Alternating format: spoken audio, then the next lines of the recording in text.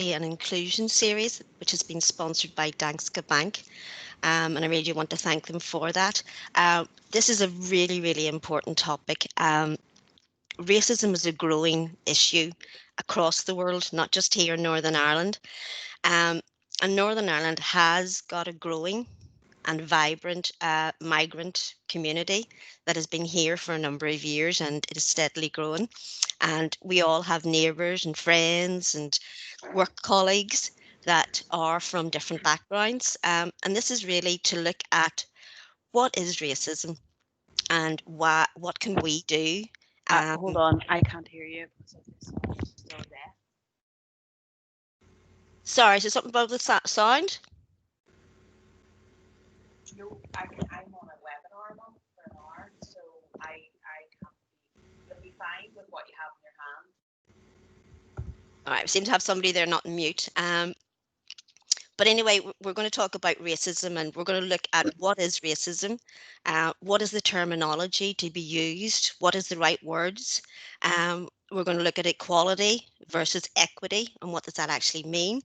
And we're joined by Lori Gatsi Barnett, a wonderful woman who I met a couple of years ago while I was delivering training on a Politics Plus program. She'll tell you a bit about herself and why she's here and her experience and her knowledge. Going to be very, very useful. But to paraphrase Angela Davis, it is not enough now to be non-racist. It is really important for us to be anti-racist. And we'll even look a bit about that. But to give you just a wee idea about the what we're going to do today, it's going to be in the style of a conversation between Laura and myself, and she's going to explain about the terminology, about what is racism, and we're going to look at lots of different topics around that. So if you do have questions and something comes up that's said in the conversation and you wanted to explain, use the chat box facility and we will keep that monitored. And if questions come up, I will ask them to Laurie during the conversation. Or if you want to wait to the end and actually have a conversation between yourself and Laurie and myself, we will do that at the end. So I am Stephanie Reid. Should have said that at the very beginning. I'm the Wellbeing and Inclusion Manager for Business in the Community. And this is a topic that we're very, very interested in, and we realise that it is a big issue. I have been working in diversity and inclusion, and before that it was called good relations, for over 30 years. And I'm sad to say that we're still talking about racism and we're still trying to address it as a community and as a society. And I'd like to introduce you today to Lori Gatsi Barnett, entrepreneur and founder of Join Her Network. Welcome, Lori. Well, thank you for having me, Stephanie. I think it's one of those very long-winded conversations that we have on a regular basis. Yeah. Yes, today we get to include everybody else in what we have as a conversation on a regular basis too. Yeah. So first of all, we're going to look at, I know it's quite a big topic to start with, but what is racism, Lori? Well, I think if I wanted to give everybody a bit of context as to what qualifies me to what degree to have the conversation we're having. I was born in Zimbabwe, which is sub-Sahara, southern bit of Africa. And subsequently, having grown up in a time where, if anybody knows the history, Zimbabwe was colonized by the British, it was part of the Commonwealth, and a whole lot of things that are associated with the British Empire. So obviously there's a lot of influence of the United Kingdom that exists to this day in the infrastructure of Zimbabwe. Then at a period in my life, I moved across to the US and then had a totally different, it's like a culture, a lifestyle and everything. Lived in Pennsylvania, went to Penn State University, and my life became corporate in a very different arena. And my world was no longer the same, even though I have the framework of Zimbabwe. Now I have America, and it's a much bigger playing field. And if you want diversity, I don't think you can find a place on earth that kind of encompasses that more than America does. So obviously, when you end up having to head departments and be a part of teams that are very diverse, which means it's not just recognizing myself with people like me, but it's also recognizing others. Yeah. So it's quite a big.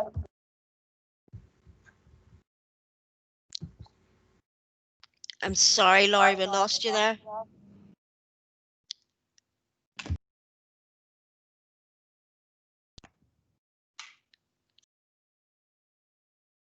Am I back? Yes, you're back now. Sorry, we lost you there for a minute. Okay, not sure what happened, but in any case, this is technology, so hopefully it'll be kind. So having worked with a lot of people who come from different backgrounds, it really gave me more to have to process. And when you're looking at racism, which is a really big topic, Yeah. it's not just about the people you're coming into contact with. It's who I am as an individual, my core beliefs, my core values, the people I'm exposed to, the kind of life that I have, and the interactions I have with people. All of those things contribute. So as I've said, I was raised in Zimbabwe, and back in the day, then when I was born, things were very black and white. You know, there were certain things that were there for black people that weren't there for white people, and it was very divided. And growing up in that period where black and white shouldn't be together, who could you imagine was my best friend? A girl called Mandy Ryan who had red hair, who happened to be white. So that obviously confuses the situation. So for me, when it comes to the color of your skin, early in my life and also from my parents, that didn't matter. And when you're a child, it doesn't matter. If you say Mm. black, a child will go and get you a black crayon. They will not get you a brown one. So obviously it's as you grow up and you start to have a different understanding of the value and the meaning of things that alters your perception of what things actually are. And I think as we have this conversation and continue to dig deeper into it, everybody might forget everything else I might say, but I've actually got an acronym for the word racism itself. And I think generally racism is associated with a negative connotation at the moment. It's either very volatile in its definition, or somebody feels that there's, it's like a crime and a victim, and it just feels very awkward when it comes to that. And everybody, it's like a mood kill, a buzz kill, if you have that conversation, whether it's an organization as individuals. So what I would ask everyone to do is racism. I've broken it down into some keywords, and this is kind of like a stop and check for yourself whenever you find yourself in a situation with anybody. So R would be respect. And I think that's very straightforward. Respect who you're interacting with. And as soon as you bring respect into context, it makes everything easy. Awareness, making sure that you are aware who you're engaging with and what is happening around you. Because sometimes we do show up and have interactions with people and we're not aware. And in our ignorance, perhaps, we say the wrong thing, act the wrong way, and it creates a situation that can turn into a very ugly situation that didn't need to be. Then change. Change is a very personal exercise. I've had to do it my whole life. Everywhere I go, everyone I interact with, even though I have my own values and beliefs, the world is not always going to see it the way I do. So I have to be willing and flexible to make changes as and when, and hopefully keep intact and my authenticity stays the same. So that's another thing. That's C for change. And then I is the inclusion, because I think we've all heard the expression, no man is an island. Your whole life includes everybody, whether it's your siblings, your parents, your whole life is full of inclusion. It's what you do with it that makes a significant difference and impact with yourself and the people you're around. Then S, solutions. If we recognize after all of those things we've thought about, what can we do to make us better? How can we communicate better? How can we make our systems or policies more robust and inclusive of other people? Whatever it is, be solutions orientated, because that's the kind of world we're living in now. The more solutions you have, the greater the potential that you will continue to just develop and do what you need to do. And then mindfulness. When you think about when I'm talking to someone, when you're an adult, I think the beauty of it is, you can read body language. So if somebody starts to look very uncomfortable and they're not paying attention as they should. I mean, when you're talking to a child and you're trying to reprimand them, they're looking on the floor, they're very uncomfortable. So if you're talking to someone, just be mindful, read the room, read the person. And from that you can deduce, am I making headway, or we've lost each other in translation somewhere. So if everybody forgets everything else, that's a key start to checking in every so often with racism. I think that's brilliant. It really, it encapsulates everything, especially the bit, about the respect, go in there with that at least.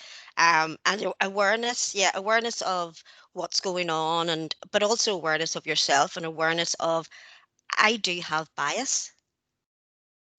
We all have it in some shape or form.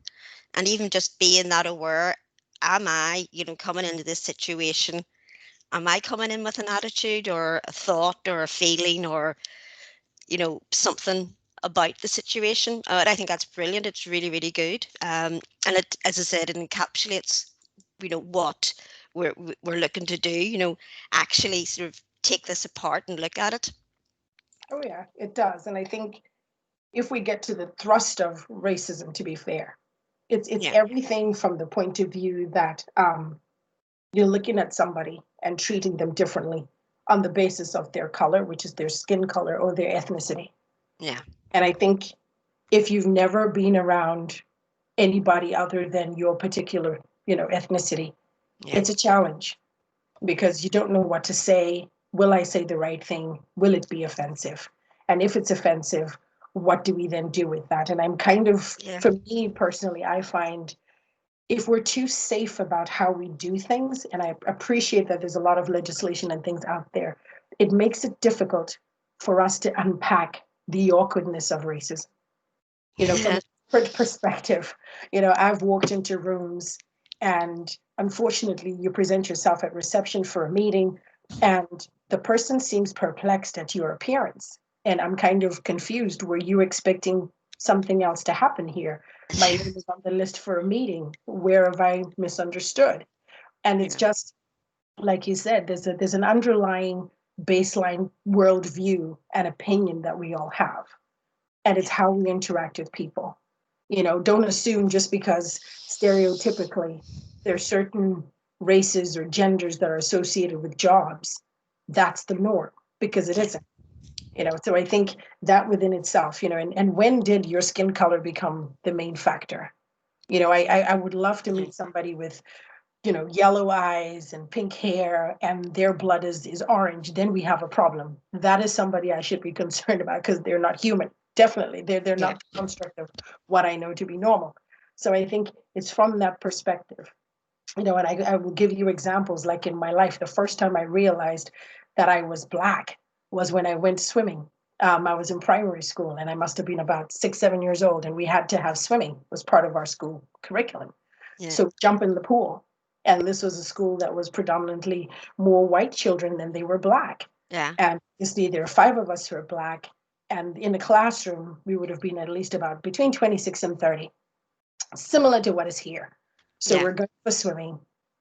And obviously all the white kids jumped in the water because they were synonymously so used to this. It was natural for them. And us, we were kind of like, okay, hesitant. Do we do this? What's happening? We jump in the water. And worst thing that could have happened is all the white kids ran out of the water. So that's kind of confusing. What's happened? Now, Yeah. obviously to them, it was odd. And the teacher, the coach then said, what's happened?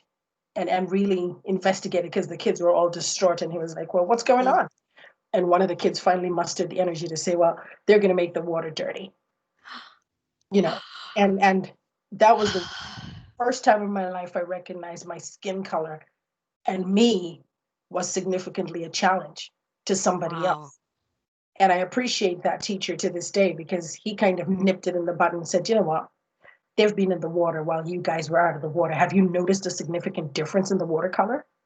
And obviously, Wow. children had to say no. And the teacher was very stern, and they all Hmm. had to get back in the water, obviously. And that was that. So it's just one of those things. I think Yeah. you learn things. Yeah. But it was very important that it was a person in authority Mm, who stood behind you. yes. And that's what, when we're looking at, addressing racism, especially in the workplace, it really is that CEO, senior management who have that, this is the way we are, and that's what's great about the likes of Danske and others who are really taking this on. Danske have said it's not enough just not to be non-racist. We must, as an organization, be anti-racist. And that's really, really important, that it has to take that person, in that position of authority to really say, this is what we're doing. This is who we are as an Mm, organization, as that, you know, and, you've talked about, coming from Zimbabwe and going to America and that sort of, melting pot of ethnicities from all around the world are there, that diversity of people is there. And then you've ended up in Northern Ireland. How do you see Northern Ireland and the way we are compared to the likes of America or Zimbabwe? Well, I mean, I think Northern Ireland is probably, I mean, if we base it on the information statistically Yeah, speaking, since I think, is it 2011 was the last 2011. Yeah, there was a census. And I think as a community, even if I had to say as where we are presently, change is a process. yeah. It doesn't happen overnight. And even though you have migration and a whole lot of things that are happening, it's a process. And it's a two-way exercise. We Yeah. have to talk about how we live in the same space and work together Mm-hmm. and build on the strengths of that, because diversity at its core is really about having a combination of individuals who bring something different to the table. Yes. All of a sudden, what's been normal and familiar for you, when I look at it and say, well, this is what we have, and you find that, you know what, we're actually more alike than we are different. Yeah. And by virtue of us tying all of those things together, we could actually be pleasantly surprised that we've been living the same sort of life, but in different ways. Yeah. So what you have going on, for example, on the African continent right now is no more different than some of the challenges that you would face when you're here in Northern Ireland. And I think we're at that pivotal point in Northern Ireland society and community where change is inevitable. And Yeah. it's how we deal with that change that either moves Northern Ireland forward in a positive capacity, showing the diversity and the strength of diversity. I think that's the key thing, that it's a strength, it's not a weakness. No, it's a definite. It's adding more to our society, to our communities, to our workplaces, without a shadow of a doubt. And it is, sort of acknowledging that and letting people see that we are so similar. Yeah. We are, music. You take things as basic as music and food and dance and sport. We can all do those things, and we can all, join in and bring ourselves to there, and it's the same for work, it's the same for everything. It's about bringing your authentic self in. We're always champion that as being, really good for your well-being, your mental health, so it's really, really important, that we celebrate and, sort of say, this is, you say, it's a strength, it's bringing more to us, it's adding more to us as a society. Now, this, we've talked about, sort of the difference between equality and equity. Equity, equality, is very much, as that in that first image is, everyone benefits from the same support, but some of us, need a bit more. And then individuals are given different support to make, it possible. But when you remove the barriers, and be that systemic, barrier has been removed, are we seeing that? Is that a possibility? How do we, get towards equity? Well, for me, I think it's incomplete when it's just equality Yeah, and equity. You kind of need the whole thing. yeah, You need diversity plus inclusion. That's two things. yeah. Then you'll have to look at equity, kind of, for me, sits in the middle. Because in Yes. order for you to get equality, we have to make sure that the parameters of that are achieved first. So, I mean, one of the things, at least I accept, is we will never be the same. You and I are not the same. Any person we come across, we will No. never be the same. But we can create environments that treat everyone equally. Now, that's the difference. We're not the same, but we have to create environments that treat everybody equally. And I'm sure everyone has seen this diagram explained 1,001 ways. Yeah. But I think the key thing for me is, when you have equity, I think the demand now shouldn't just be on the equality. The equity part is what we need to address first. I think everyone can agree that we've understood the importance of diversity Yeah. and the importance of inclusion. And those two things together create the environment for you to start figuring out, well, what is it that's missing? Do we need more rocks? So we're kind of in that transition period of Yeah. diagram 2 or diagram 3. And most Yeah. people in organizations that are robust and are very global focused and are doing their best from that perspective, diagram 3 is the best, because everybody has achieved that place where there's nothing that anyone has to do to be extra. The environment is the same now. It's just up to interpretation. What your eyes see Mhm. beyond that fence, it's entirely up to you. So I think there's deliberate actions need to be put in place to get everybody to be at that place of equity. It's updating from an individual perspective as well as an organization. If all we're looking at is, well, we're an organization set up in Northern Ireland and our customer base is only Northern Ireland. What do we do now under the restrictions of COVID, where your only sole market, if it's just local, is not enough anymore? Now having team meetings like we're having now and Zoom calls that are encompassing the whole world. So all of a sudden, the whole world is at your fingertips now. Yeah. So you cannot just say what's agreeable and suitable for Northern Ireland. The whole world's going to like it, unless it's McDonald's and it's a franchise because we all want food. That's fine. You can get away with that. But everything else, we all have to upgrade the way we think and alter the things that we're so familiar with, and at times become uncomfortable.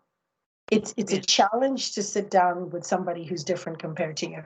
And I can explain it. I mean, I've been in Northern Ireland for 16 years and it's been a journey. It took me a long time. I mean, I laugh now. It took me a long time to say Newton Arts. Newtown Arts. You can imagine that, that was weird for some people to hear me pronounce it all like that. And it took me a while to recognize it's Newton Arts. Okay. And it took me even longer to realize that what you see as Beaver is Belvoir to me, so It's all of those things, but it's getting to the point of accepting, understanding, and being familiar with the norms and subnorms if they show up even. And then it's also getting to a point where, as an employer, because I'm an entrepreneur, I recognize that, when you're looking at staff, how many of us, when you put out an application for applicants to come in and you're recruiting, and before you even get to look at the person's credentials, and this is a test that's been done over and over. Yeah. And I think in America, there was a huge campaign about this to try and find organizations who were discriminating people on the basis of a name that shows up on an application form. So you've got a role that needs to be filled, and they did this as a test. Put in, like 30 applicants, and of all those 30 applicants, make them really complicated, difficult names, and all the qualifications are exactly the same, better, worse, etc. And the names were just difficult. So obviously they did the interviews, and how many in that 30 was hired? Probably just 3. Did the same thing again, put names that were acceptable. How many were hired? About 15. Yeah. So it makes you have to be different. I know somebody's name presenting on a form could be very daunting. I mean, I will be the first one to say there are some names when I first saw them. I mean, for example, I'm used to seeing David as David, but when David is written in Polish, it's with a W. So it's it's W. But to me, it's David. So it's also me understanding that there's different ways of people being or saying, just like George, you'll have Jorge, in a different language. So there's lots of ways that names and people are different, but it doesn't mean the qualification or the credentials are different. So we have to take a different approach. And then when you have diverse staff, how do you create environments internally that makes those individuals feel like they have opportunities to go forward in their career? The last thing you want is you started as a bank teller, or you started at the lowest ranking role in the company, and 20, 30 years later, you're still there. Mm-hmm. I think that's very frustrating. And I think now, because of this emphasis on let's be equal and let's be diverse, don't just hire people to promote people for the sake of filling a criteria, I believe. If it's an authentic approach as an organizational culture, the progression and the natural form of development for individuals should be obvious.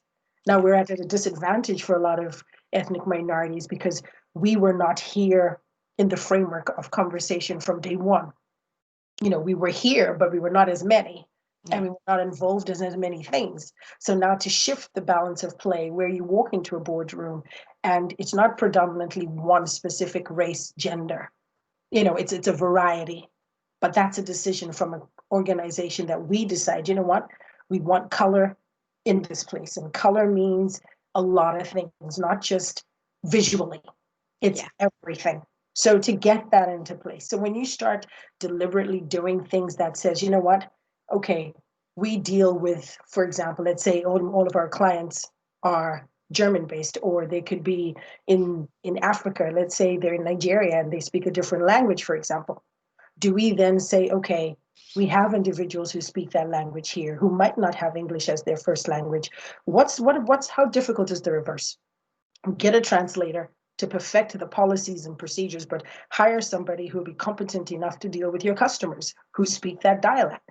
Yeah. So now you can do things internally to make things work, as opposed to, well, this person doesn't fit our criteria at all, so we won't hire them, because where do we start? We have to start somewhere. And as Yeah. long as the mistakes in the process of changing an organization are reasonable, and Yeah. we all have to kind of approach this from, we can't always be suing each other and taking each other to court. That's not helpful either. No, it's not. And you made some really good points there, but one of them is, yes, when we are, as an organization working with people from different um, ethnic minorities, it is important that they feel, safe and have, sort of networks, employee networks within an organization that they can have access to, that they feel, I can talk about my issues, we can learn from each other, how, we transverse, this place, this job. And also the other important point was, we are going to be uncomfortable going through this process, and that's okay, because that is part of the process.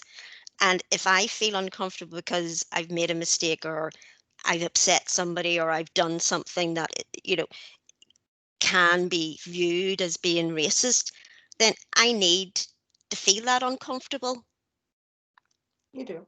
to sort of go, right, well, I did something wrong there, and let's move forward.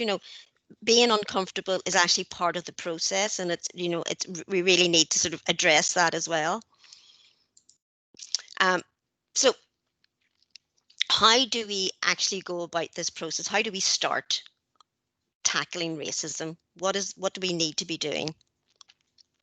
Well, to be fair, racism, to me at least, I know we're dealing with COVID, but I think racism has been there way longer. Yeah. The only thing that's happened is, I think, since last year, with a whole, I think, series of events, it's amplified the Yeah. need for this to be heard. That's the only thing that's happened. It's always been there. Yeah. But we were not talking about it as much as we're talking about it now, and consciously really making the effort to try and turn this around. And I think part of it is, it's a two-way exercise. There are conversations we've had, and you're like, Lori, because there's a relationship there and you're comfortable, Yeah. you can say something and I'm not sitting here offended and I will never speak to Stephanie Reid again and you're blacklisted. It doesn't work like that. I think sometimes we have to be open. Yeah. For somebody to come and say, okay, ask, I'm sorry, I'm not sure, what is the most preferred term? And to Yeah. be fair, just call me Lori. If you have to worry about describing me by my ethnicity or my gender, then maybe that's your problem, not mine. I think we have to be robust enough to think in those terms. And when it comes to terminology, you have to be comfortable to kind of just approach someone, hi, your name is, and judge the room. Back Yeah. to that acronym that we have, use one of those if you remember it, and realize, okay, it's looking okay. She's not looking stressed. He's not looking distressed, and we're having a conversation. And genuinely have an interest. I think when it comes to terminology as well, there's certain things that are practiced in one culture that are not in another. Yeah. There, in certain cultures, men do not prefer to be looked at eye level. It's easier if I kind of look a certain direction versus directly to your face. Is too confrontational.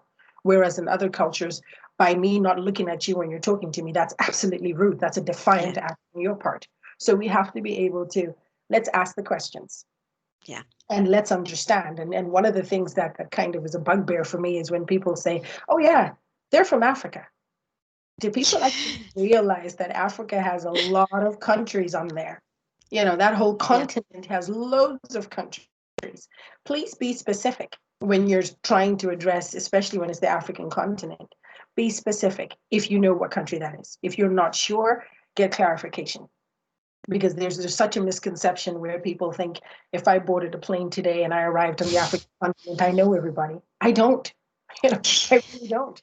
Yeah. And I speak in the southern bit of Africa where I'm from, and somebody who, like my next door neighbor in Mozambique or in Namibia or in Botswana or in Zambia or in Malawi, it might not even be the same. Yeah. So there's a lot of diversity even there. The only Yeah. difference is we might all look the same shade, if I have to say it, brown, but there's a lot of variety to that brown as well. Yeah. So it's terminology is important. And yes, we do make mistakes in that process of naming each other. but we will get over it. I Mm. think, and we learn from the mistakes. As long as it's not too bad, we'll survive that. So Yeah. it's doable. Yeah, I think so. Yeah. And then I think the next thing as well is communication. We need to look at our documentation, for example, when you're looking at an application form or an induction process that people need to go through when they start working for you. If there's one thing I don't like, other. What is an other? You know, Yes. and for me, I found it very challenging when I had to fill in. There's the form that everybody fills in when you arrive in Northern Ireland that really wants to know, your a bit of information about you. This is stuff that we're not going to keep, but we want the statistics for us to just know. Yeah. And I found that very interesting because I've never had that anywhere else in the world but here. So that monitoring form, I hate the monitoring form personally because I'm kind of like, why do we even need it? I know the importance to data, but why? So making things different so Mm. that when we're trying to, even if it's the data we're trying to collect to make our organizations better or to make our approach to business better, how we define things. If it's on the basis of, and what I love about the American system of employment really is they've had to really work hard at making sure that the best person is qualified to get the job done is the one who's employed. And it's Yeah. difficult when you've got your own underlying biases. You could have had a bully in school who happened to be a black person, for example, and that just haunts you your whole life. And every time you meet a black person, it reincarnates those memories. Mm. You're going to have to deal with that. Or it could be on the other side as well. It could be a white person. So racism, it's a two-way. I could sit here and I could be racist. Yeah. Just because I'm black, it doesn't mean it gives me permission because mine is not as pronounced maybe as yours might be, Stephanie, but that's not the Yeah. point. The point is all of us need to be able to tackle this and get to a point where we say, okay, this is the neutral ground and this is how we're going to progress the conversation, even at an organization level. Yeah. I know there's a lot of emphasis to try and get women in more positions that are of authority and in a higher flying position. And Yeah. equally, you could do the same with ethnicities too. It's Mm-hmm. a choice as an organization to create the environment for that to happen. And I think it's good that you said that Danske Bank has got networking groups that are set up because Yeah. within those groups, people need to be comfortable. And when people are comfortable around others who are similar or like themselves, whether it's from a value, a perspective, an opinion, it makes the conversation easier. Yeah. So if there are working groups within your organization that can identify with the demographics of your staff, that's useful because that then feeds into management, that then feeds into HR, that then helps your policies and your procedures to be more effective. And if you're going to be an organization that's global, you will be able to adapt to the different markets and individuals you'll be working with. So it's quite a big exercise. It's not just what we're Yeah. doing here in Northern Ireland. That has impact with everybody you're going to do business with. I Mm-hmm. mean, I give a classic example. A lot of times, whenever it's our wonderful time of the year here in July, Mm-hmm. everybody in my family phones me frantically, at least the first couple of years, because they were panicking because it looked like something else was happening. And I had to say, no, it's not what you think at all. So the media doesn't help Yeah. in making a situation look 10 times worse than what it actually is because it's not the true reflection of how things are. So we need to speak up, Mm-hmm. like what you so rightfully said when we started. Danske Bank has taken the position to say we want to be inclusive, we want to be diverse, we want to create the environment that lets everybody feel like you're part of the system. Mm-hmm. And I think that's the responsibility. Whatever organization you have, whether it's an organization or as an individual, I like to kind of say we all are an ecosystem. We Mm-hmm. just need to decide what things within that ecosystem to keep that balance working really well. So if we neglect one thing, it compromises the output of another. And we have to be able to juggle this process and maintain a certain level of balance. And then also another thing is, let's say we want to recruit and there's a certain demographic we want. I know in Northern Ireland we have Mm. the Section 75. Yes, we could Yeah. all go recruit on the basis of Section 75, but we can't always do that. Let's be honest. There are Yeah. times where, as much as you would like to recruit along that basis, what if the infrastructure of your organization just cannot encompass having somebody who could perhaps have a disability of some sort? And it's a challenge. It can be done, but you have to make adjustments. You have to want to be part of the change that you want to be seen in your organization. Create different ways of recruiting. If you always recruit through one recruiting agency, what about another? Yeah. You can have one that gives you a local feed and one that gives you a broader spectrum because of the framework that they work in. Or even yourselves when you're doing the recruitment process, put different people in the panel. Yeah. I've walked into a couple of jobs, and if this is an interview, for example, and you want somebody to head up your diversity and equality or something like that, by putting a person who's of another ethnicity, it doesn't make you more diverse. That works because the visual aspect is satisfied. That doesn't mean anything. You need to have somebody who appreciates the values that are associated with the job role. Yeah. If to me, for example, if all I ever knew was living in Zimbabwe and the parameters of living in Zimbabwe culturally, socially, and everything, and that's all that was my life was worth, it would be difficult to put me in a company that's a multinational that deals with lots of nationalities at a very huge perspective, because my limitation with interaction with others is limited. Yeah. But if you put me in a position where, okay, she's great, she's got the skills, but she hasn't had enough exposure, that's where the equity part needs to feed in. What Yeah. do we do as an organization? We have a candidate, but there are a few things that are missing for her to be the full package. Accounting has done that. They were recruiting students when they were doing sixth form, and then they pay for all your, academic performances for you to qualify as a chartered accountant. But the catch is, once you qualify, we want you to work for us for a couple of years. So we can do that still. We Yeah. can those robust sort of changes. And like we've said, working with groups, with ethnic groups and community leaders. How many people actually know what the ethnic minority community looks like in Northern Ireland? Yeah. Who do you go to when you want, maybe not just for the entertainment factor, because that seems to be the popular thing. We want to be diverse, so we want to get a few wonderful looking, acts for our Yeah. evening. So we'll look for a performance. We're not just performers. Yeah. You actually have people from ethnic minority groups who are incredibly skilled, who have a diverse portfolio. It would Yeah. surprise you. But unless you engage them and find out, you'll never know. Exactly. Exactly.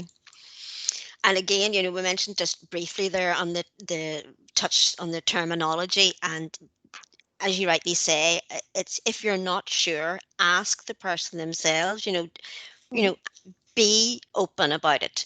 Um, Now, the only really thing has changed in the last couple of years is BME. That term is no longer acceptable. It's sort of fallen out. Um, but it really isn't offensive just to go up and say, what do you prefer to be known as, or what do you prefer, to be called? It isn't that difficult just to go up and ask people that. As you said, it's overcoming that part of being uncomfortable with the issue of race and how we address it, and that elephant in the room. Mhm. It's about, we do have to ask, we do have to be uncomfortable for ourselves. Again, going back to that communication, it's about having that clear directive from senior management. It's the working and understanding what's going on in making up the ethnic community, knowing the correct terminology, and challenge and confront racist behaviour and language in the workplace when you see it. Don't let it slide, because that could cause more issues. Oh yeah, it does. And I think the challenge as well, if we're looking at workplaces, Yeah. and in a typical corporate environment, there's certain corporate behavior that is exercised. And I think one of the biggest things that flags up for me is this whole terminology when it comes to microaggression, which has become huge. And a Yeah. lot of organizations and individuals are probably subject to this more than they recognize, but it's actually huge and it's happening all the time. There's nothing as frustrating as you've been working for an organization for a consecutive period of time and people still call your name wrong. I mean, you've told them how to pronounce them, but they still call your name wrong. That in itself has its moments where it's frustrating. And I think, it's just a matter of recognizing that, or even to the point where you disregard somebody else. For example, you've got, let's say you've got working targets or sales targets and expectations for your staff. And for whatever reason, they always fall on religious holidays for your staff. Yeah. How do you get the maximum output from a member of staff who's practicing a religious holiday when they're already compromised and maybe could be a bit more sensitive than they normally would be on any other given day. It's us being sensitive to those. And even if it's trying to belittle someone, for example, oh, that's a very nice watch. Oh, that's a really nice handbag. What is the expectation? That my pay grade cannot afford this? That my lifestyle cannot sustain this? There's certain underlying things that are constantly laced in the conversation, which makes it difficult for other people. And again, how do we deal with that positively? And I think it's working around the challenges and appreciating your colleagues. Not all of us will want the same things. Not all of us will see things the same. And there's a whole area that is associated with that. And it's just, how do we nip it and progressively move forward as an organization with everybody staying on board and us making the relevant adjustments so that it's not, from the point of view, I think one of the things as well is recognizing if I'm different and you're different, we can get over certain barriers fairly quickly. But me being sensitive and acknowledging that's that mindfulness element, what is important and valuable to you that I should bring to the table and constantly be aware of, and you do the same for me. And it's that way. Yeah, it was like we had this conversation the other week about the microaggressions and that sort of very condescending things that people say, like, you're very articulate. As if, why couldn't Lori be articulate? Why is that an amazement to you? That was one of the ones that really struck me. I was going, yes, that is, you see and hear that quite a lot. And actually talking to somebody who is showing, racist, their language is that way. They say things, they bring up conversations in the workplace. How do we actually, challenge that? And somebody is saying something really offensive or putting out stuff that's offensive. How do we actually do that? Well, I mean, there's one of the things is, we have to speak up. Yeah. And I think speaking up, especially when you're, let's say you're the ethnic minority who's in the workplace and you're getting a lot of unnecessary attention drawn to you all the time because you're the one who seems to be the scapegoat for everything that can go wrong. It's your fault. Yeah. That is a very difficult position because sometimes people in a position of authority are the ones creating the environment that is producing the racism. So how do you tell your boss you're a racist without running the risk of being sacked, or your life in the company being blocked or challenged? And I think it's creating those environments, and I think having that maybe an open door policy of sorts, like you can walk into, any of the NHS buildings right now and it says to you, our staff will not tolerate you any form of abuse, whether it's verbal or whatever, we will not tolerate that. Equally, having that very clearly defined within the workplace. When you're hired and you're going to work for this company, we have zero tolerance for this kind of behavior. And there's consequences. I think that needs to be in place. And a lot of times there aren't enough consequences that are significant. So people get away with a lot of things. And that in itself is where the problem lies, where we're not dealing with things we need to because the consequences are very minor and it's laughed off. Oh, I was only joking. I didn't mean it. It wasn't meant to be like that, but it was. And it did create this. So now that it has, we need to deal with this. So I think, again, especially if it's in a working environment, it's what we have as our rules. Just like when you fill in a confidentiality clause, you're not allowed to talk about the company business outside of the company. And if you leave this company, whatever you know needs to stay within you. Otherwise, we'll come after you if you say anything. It's the same sort of, it needs to be that severe that there is that in place. And sometimes there are some people with all the best intentions in the world, you will never be able to talk them down that ledge because that's the person they are. Yeah. Some people have decided they don't like you, they will never like you. And sometimes you can't change that. And I think you have to make the judgment call depending on what the situation is, what is at risk, and what does it mean? What are you comfortable to accept or not accept, and what is within the company that will support? Or if it doesn't exist, what are they prepared to do? Not that we have a situation presenting. I think those are the things that are really key. Being racist is very difficult under any circumstances because it creates a huge problem with long-lasting implications. You know, it might not feel like it in the present, but a duration over time is what it does. It takes away from, even if it's an organization that presents the diverse and inclusive environment, it's those stories. You know, it's always the bad stuff that creates the worst for any organization, because that's the bad press you don't need. Yeah. And it's how do we tackle that? I think there needs to be, personally, I just think the consequences and our systems and policies need to be more robust, even in our terminology and the preciseness of what we mean when we say you're not allowed to behave in this manner. Yeah. It's like going into the, you know, the staff cafeteria and all the ethnic minorities sit on one side. That's what's diverse about that. If we're an organization that's diverse, we should be intermingling. There shouldn't be a singling out of one versus the other. It should be diverse in all its aspects, and it should be inclusive in all its participations. And that's how it needs to be. Absolutely, yeah. We really do. I mean, it's racism, as I said, is here, and we need to address it because it's not going to go away. In fact, if we don't properly address it now, it will get much worse. We need to educate ourselves about it and raise awareness. Again, reach out to those community groups and those leaders and people from ethnic minorities. Talk to them. Communication is really vital. And it's important that it's taken from an organizational point of view. This is no tolerance to this. And it's addressing it and taking responsibility. You know, personally, I'm responsible for my behavior and what I say and what I think, but I also represent a company and I also represent a community. So I need to take responsibility for that. And it is just no tolerance to racism of any shape or form, you know, be that from me to you or you to me. It has to be no. Um, and, you know, and just to go back, and I'm very jealous of Lori, because when we were talking the other day and I said, my hero, and she went, I met him. I was devastated. But no one is born hating another person because of his color of his skin or his background or religion. People must learn to hate. And if they can learn to hate, they can be taught to love. You know, that comes from Nelson. Um,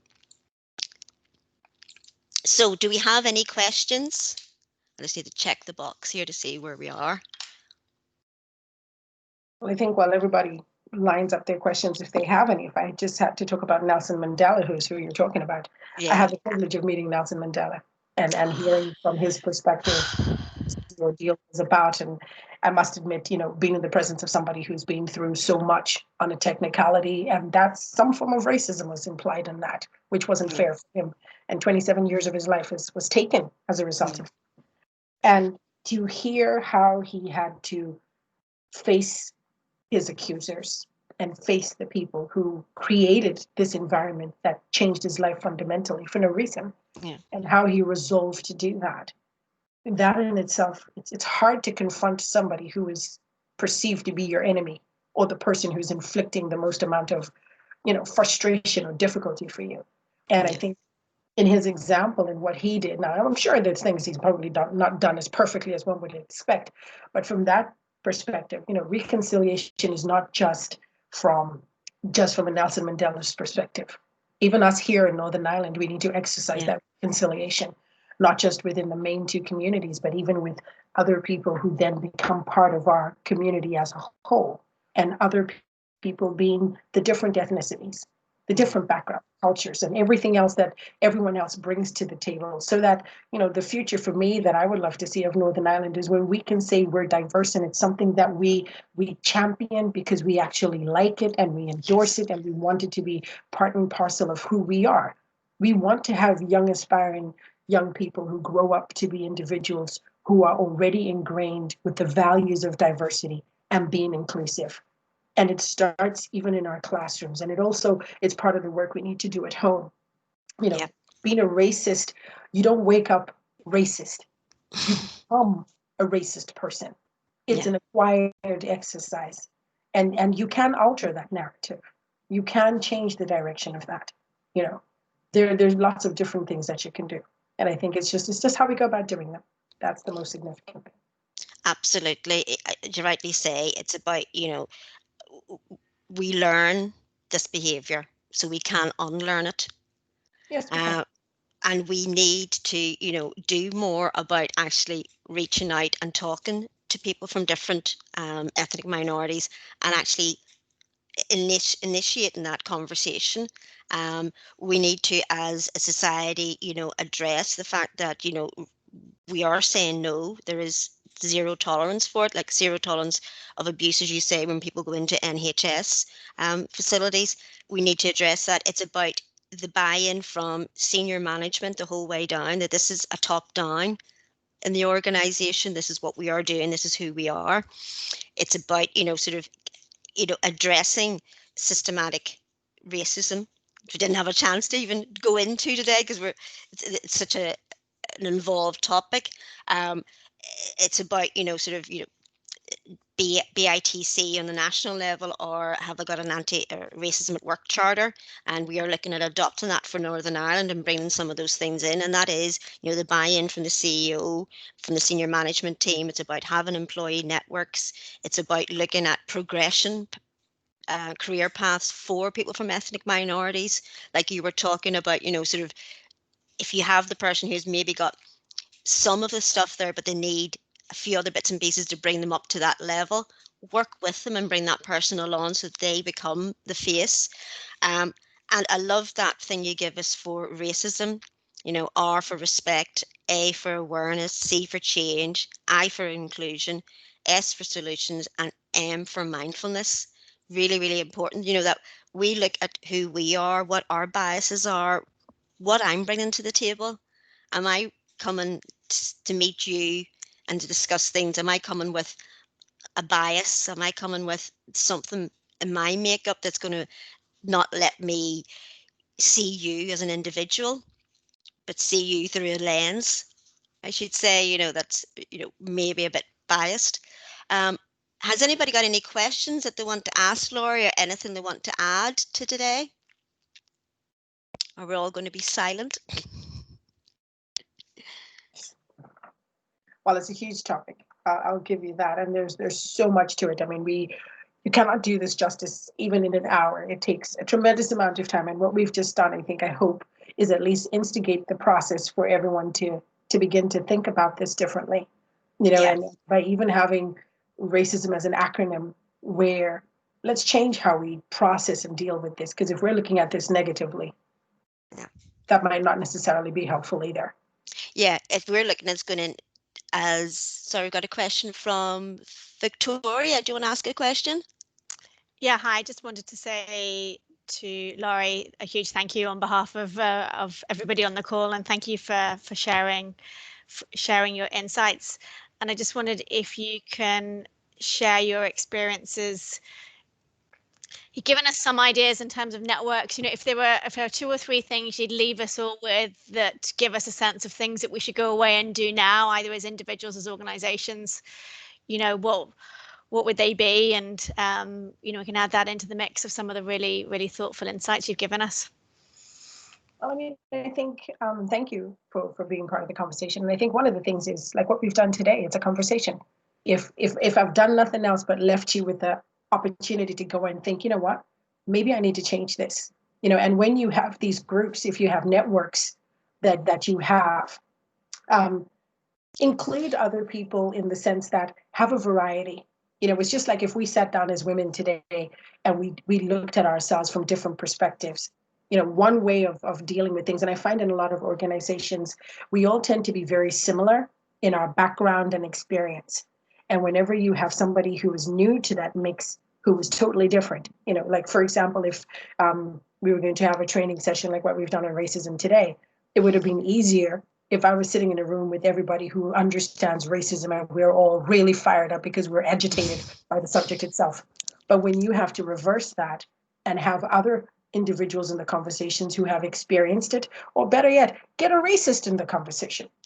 Get a person who's an absolute racist and have that conversation and tackle everything that this individual presents in the company, because we all have them. Let's be honest. Every company has somebody who is anti everything about inclusion and diversity. Let's not alienate that person. Include them in the conversation. And their challenge and frustration is actually what will make us more robust. And when they realize that, you know what, this negativity I bring to the work environment and change, it's not going to be tolerated, and everybody else doesn't buy in it. That's kind of how we need to deal with some of the individuals in our organizations who kind of bully the system internally and frustrate colleagues. So I kind of think we know them. HR knows them very well. I can attest to that. We know the people who give us the most grief, and it's to get those individuals to buy into these complex changes that we need to make, because they're the ones who potentially are the catalyst to the solution that we have as an organization. So it's doing that. And I also think, having breaking the mold. If everybody uses, for example, like if it was Nelson Mandela was the only person, we could use it as an example. There's Angela Davis equally, and fortunately for me, I've met both, and they're both very impactful people. And there are also other people. I know in Northern Ireland you have, for example, the McCracken family. They were anti the whole idea of slavery here. And throughout history, that has been a mark that they've created for that particular family to say that they were not tolerable for that. And they wanted social change, and they did something. So it is doable. It's not impossible. It's just creating more of those opportunities to push that agenda ahead. Does that give you some reassurance? Yeah, no, thank you, Lori. And I think we have a huge passion, certainly within Danske, to be an anti-racist organisation. And you've given us loads of food for thought. So thank you. Oh, thank you for the question.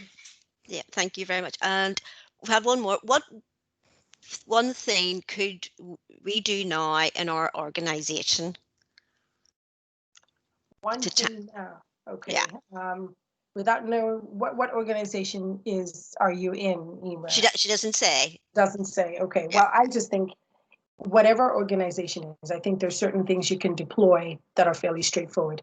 If, number one, do we even have, what is the demographics of our staff is number one. And when we know the demographics of our staff, what do we have in place that either supports or encourages, duplication of this or expansion of this? I think is that Emer logging in? Yeah. I work in the construction industry. Okay. Oh, that's going to be fun, I'm sure. That's different. Well, again, I'm sorry to just jump in there. I think mostly it's about raising the awareness and having these conversations and having people like Lori come and talk and say, this is what racism is. This is what it's like. I'm talking to it from my personal experience.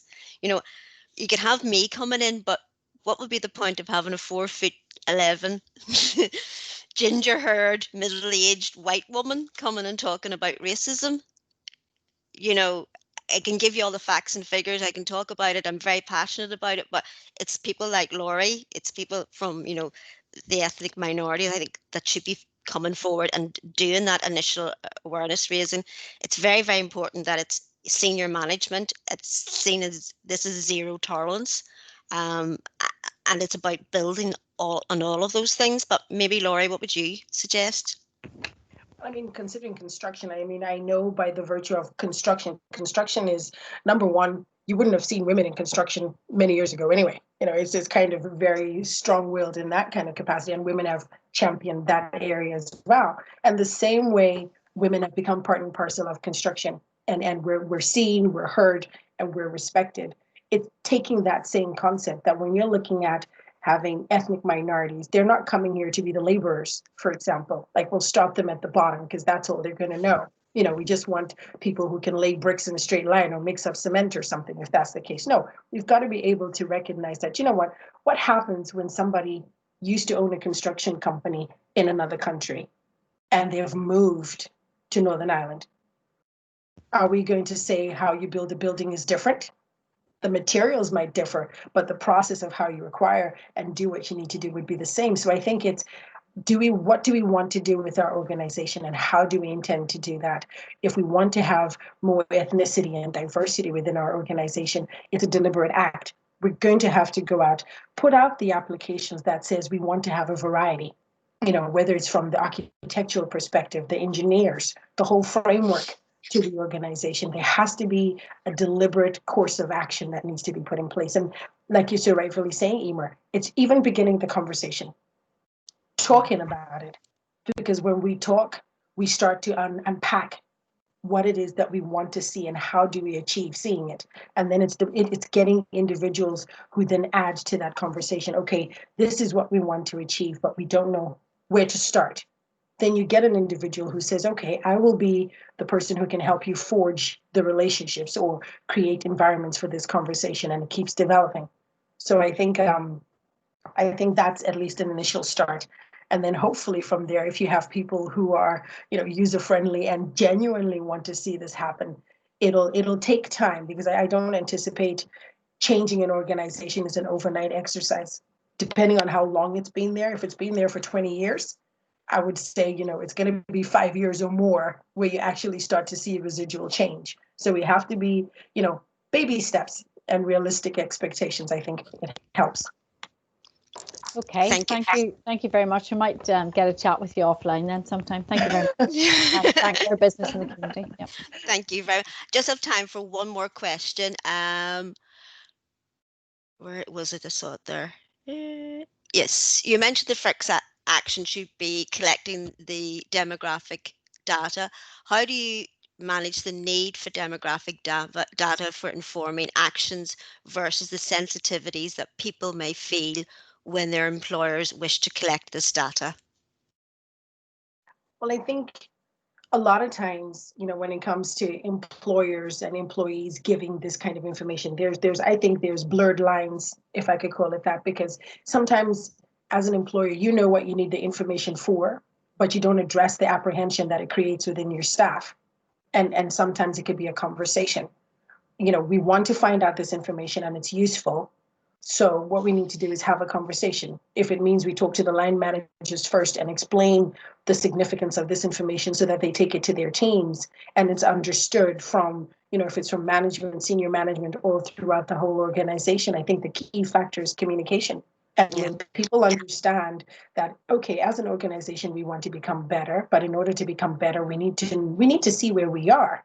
And where we are, you're the individuals who work for this company who can help us see where we are. So this is not, like a witch hunt to see who's performing the best and who needs to be gotten rid of because, the company could be foreclosing or something. It's not that. I think when people understand that it's change, because anybody in any organization that has a set culture, change is scary.